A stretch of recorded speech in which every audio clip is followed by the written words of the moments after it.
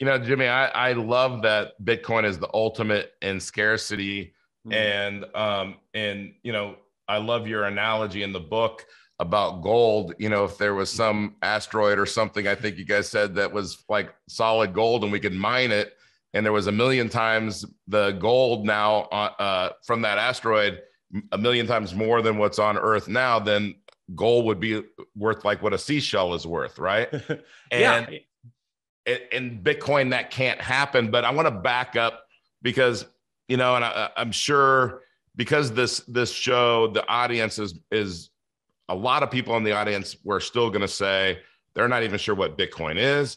They're still not sure why there can only be 21 million. And I get questions. I know you get questions like that every day.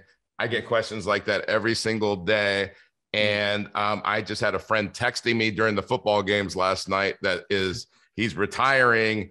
And so this Bitcoin is just blowing his mind. So when do I sell it? And I said, you don't sell it, right? Like that's like it's they still see it as an investment. And so I want to get into those basic things because I know that you're so great at communicating about Bitcoin.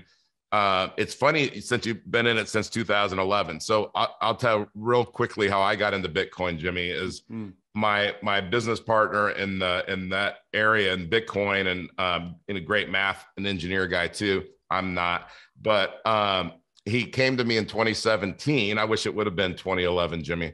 Is he came to me in 2017 and he said, Jim, what do you know about cryptocurrency? And I said, you mean Bitcoin? And he goes, no, there's other types of cryptocurrencies. And I said, no, Bob, you don't understand. I just know the word Bitcoin. That's all I know. And I soon found out a lot since then. But when we talk about Bitcoin, what do you say to somebody when they say, "Well, Jimmy, when do I sell it? Why? I mean, like, so I buy it and it's going to go up, and then like, how do you explain that?" Yeah. So if you think of Bitcoin as sort of like an investment, like a stock or something like that, and that's usually the mental model that people come into these things with is, okay, what do I compare it to that I know? And they think stocks, maybe like bonds or real estate or something like that, some sort of investment, something to do with their money. What they're not realizing is that the base money that they're comparing everything to, the US dollar, this is their unit of account in economic terms. It's what they compare everything to. That's the thing that's degrading. And that's what's causing sort of this like all sorts of bad incentives that we go throughout the book.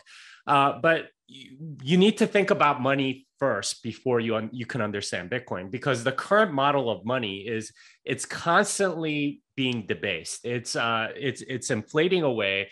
The supply of money keeps increasing, and it can be done on whim by the federal government, by banks, and so on. Even banks in Europe issue something called the euro dollar and expand the money supply that way. It's completely messed up, because in a sense, every time money is printed, it's being stolen from everybody else that's holding the dollar.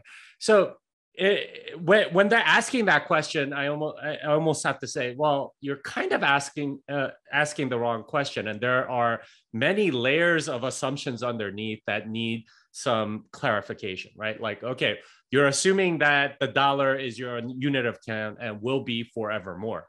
If that is the case, then you are thinking about like money all wrong, because that's not real money. It's fiat money. It's money that's issued out of nothing. And then I would go into what is actual money, and and that's what we try to go into in the book. And that's why we start from a place of, okay, what the heck is money, right? Like, and we use it, we spend it, we do all sorts of things with it that gives us this illusion of thinking that we understand money when we actually don't.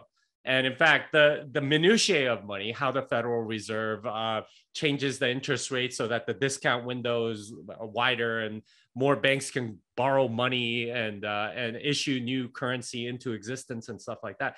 That's something very few people understand. Even members of Congress, people that really ought to know better, they don't understand exactly how money comes into existence. And we try to explain that in the book, largely because people really don't understand money, even though they think they do. And that's the assumption that needs to be changed first.